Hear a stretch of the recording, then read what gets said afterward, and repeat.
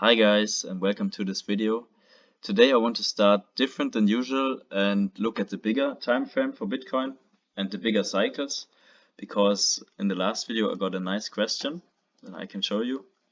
So Immersive asked about the cycle top of this bull run cycle for Bitcoin and the cycle low that's coming up.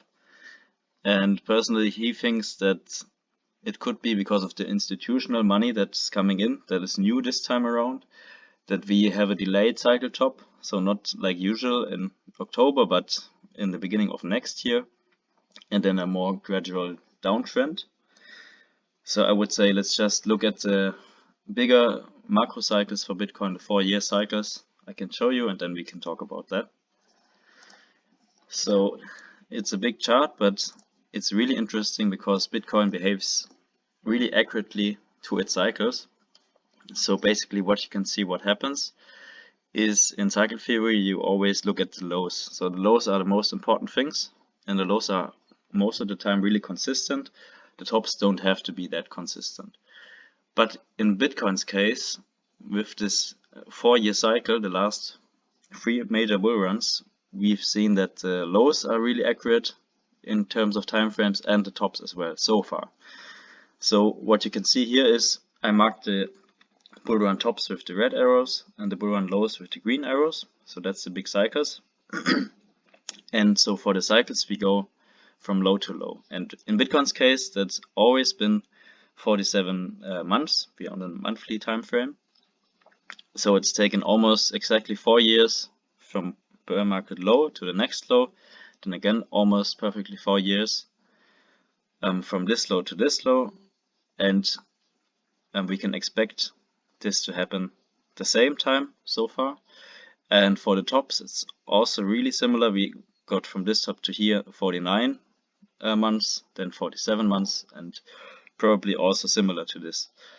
So what we can see is a really accurate 4-year cycle, and it always right translated. So as you can see, this white lines that I draw are the midlines between the cycle. So it's exactly halfway here and also here. And if the top or the high of the move is on the right side of the half point, it's right translated. So you can see we have right translation, and again, because we have higher highs here, right translation. This one was also right translated, so we have 4 right translated in a row. And in theory, a big move upwards during multiple cycles ends with a left translation. But as you can see, we now didn't get a left translation.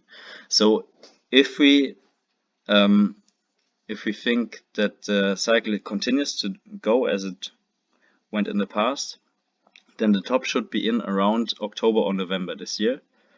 I marked it here with this arrow, and the next low should be around October 26, so October next year. Also the bear market always has been almost exactly 1 year, so 12 months. Here it was 14 months, but then exactly 12 months bear market, exactly 12 months bear market. So maybe it also the same the next time. From the comment, what he said is that with institutional money, maybe we get a top later. And actually, of course, that can happen. We can get a top in January or February, but the later the top is, the more rapid the decline is and the more powerful the move downwards is in general. So if a cycle is overdue, you tend to see really big crashes, like for example the COVID crash.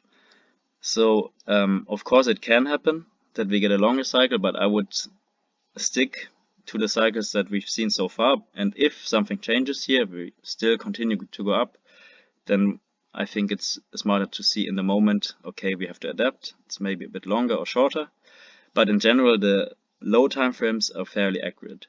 So, and that's also the important parts for cycle theory. So around the 1st of October 26 or around October 26 we should see the next bear market low form.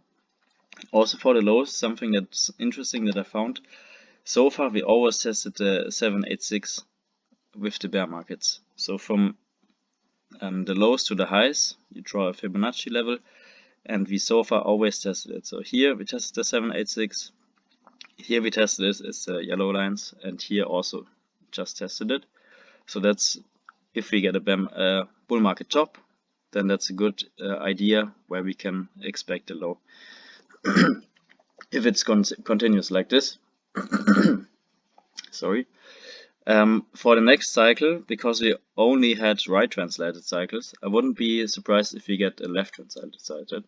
So here, that's the low around October 26.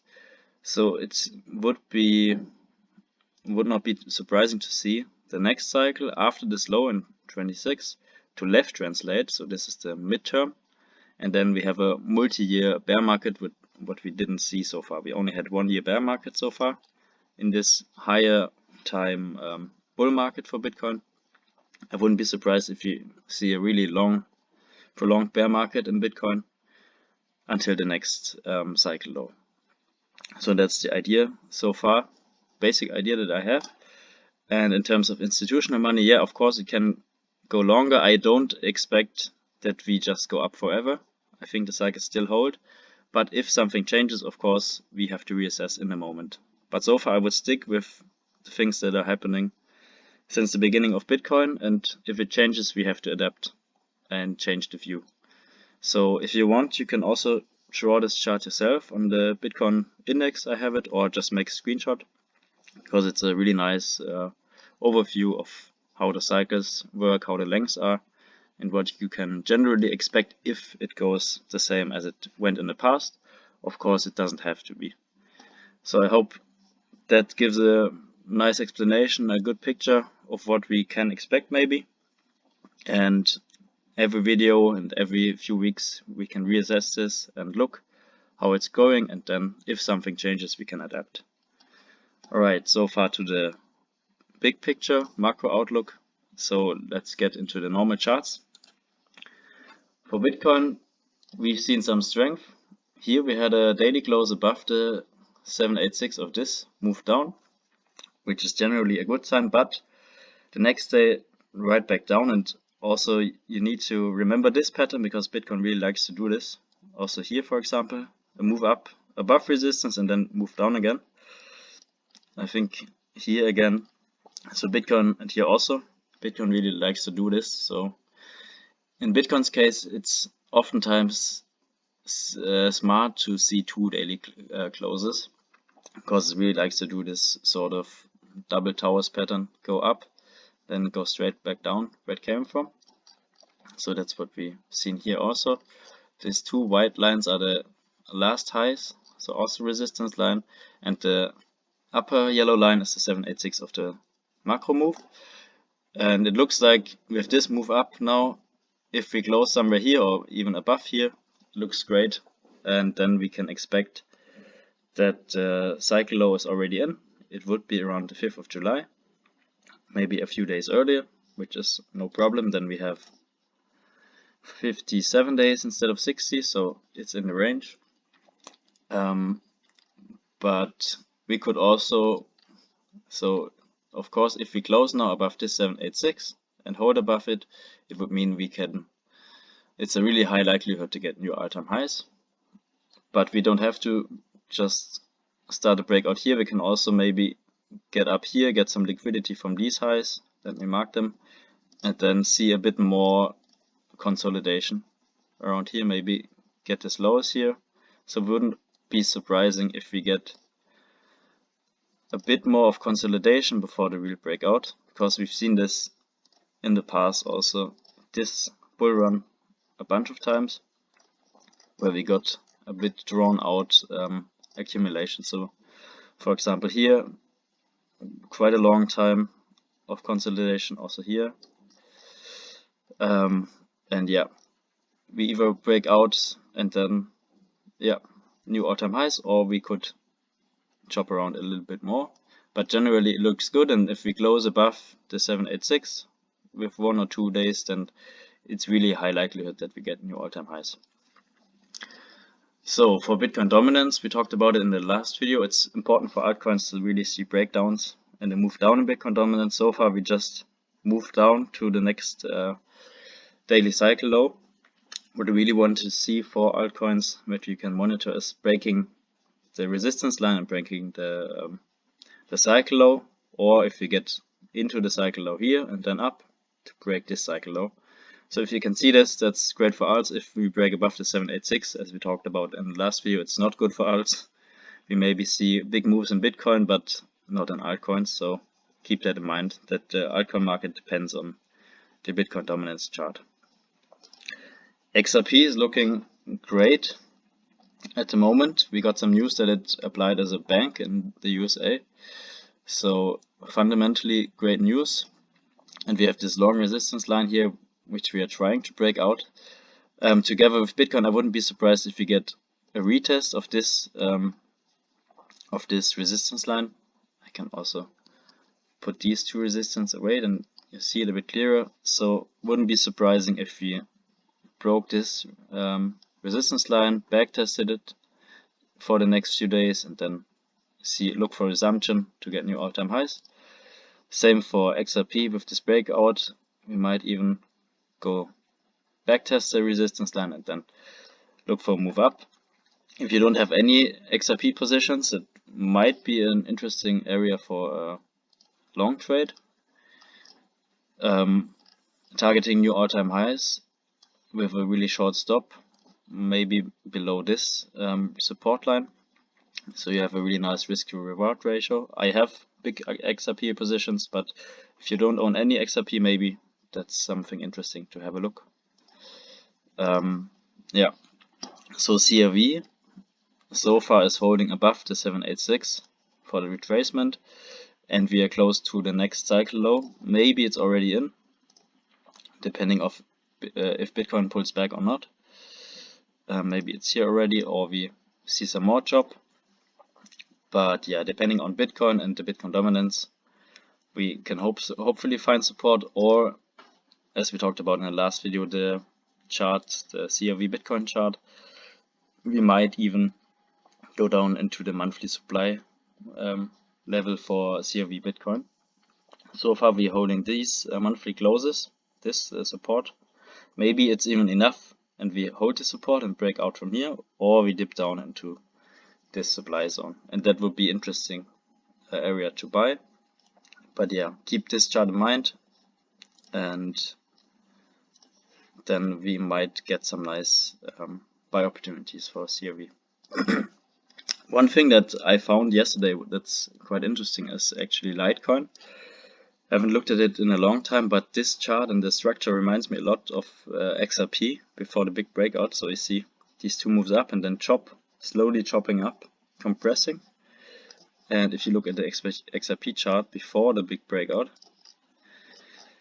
it looks pretty similar in my opinion. So it was longer, so let's check the weekly time frame. So what you can see is like this.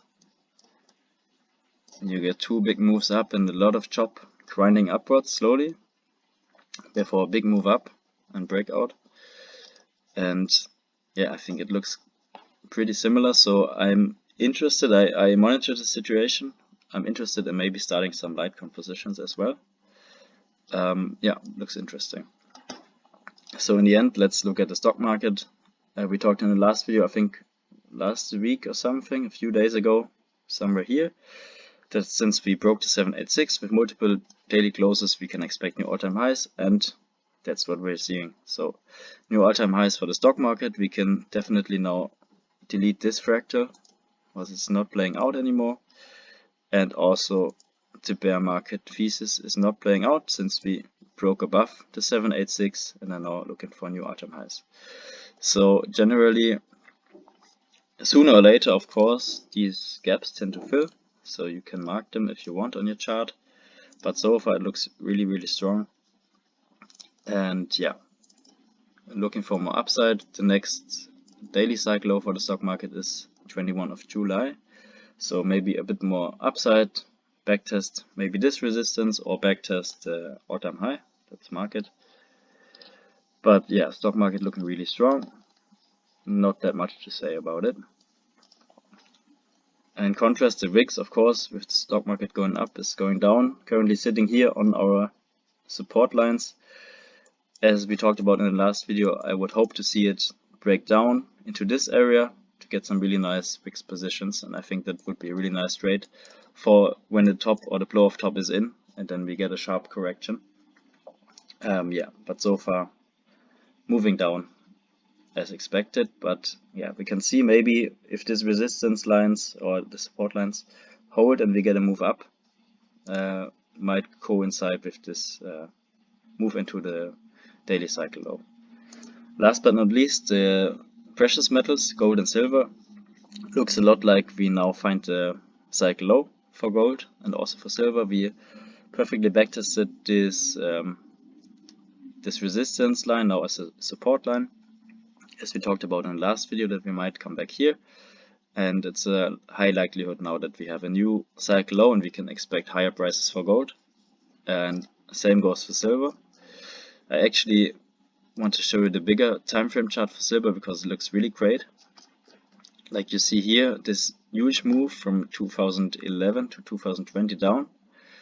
We are currently at the 618 Fibonacci retracement, and if you look on the weekly, we perfectly backtested it and are now moving up. So retest, resumption up, looks really great, and the next stop would then be, of course, the next Fibonacci level, the 786 at $41.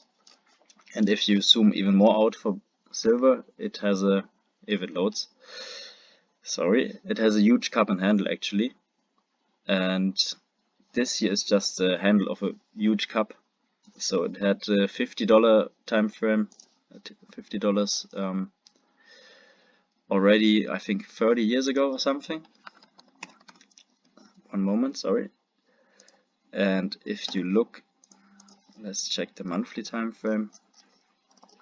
Exactly, that's what I mean. So in 1980, you had this move, and now if we complete this and break out to new all-time highs, the measured target of the cup and handle would be around $700. So silver could make extreme moves, extreme macro moves, so really bullish on silver. So yeah, looks great. Also in the shorter time frame, we found a cycle low, moving up, and yeah, expecting higher prices for the precious metals. Yeah, that's it for this video. Hope you liked it, and would be interested to hear what you think. When will the cycle top be and the low?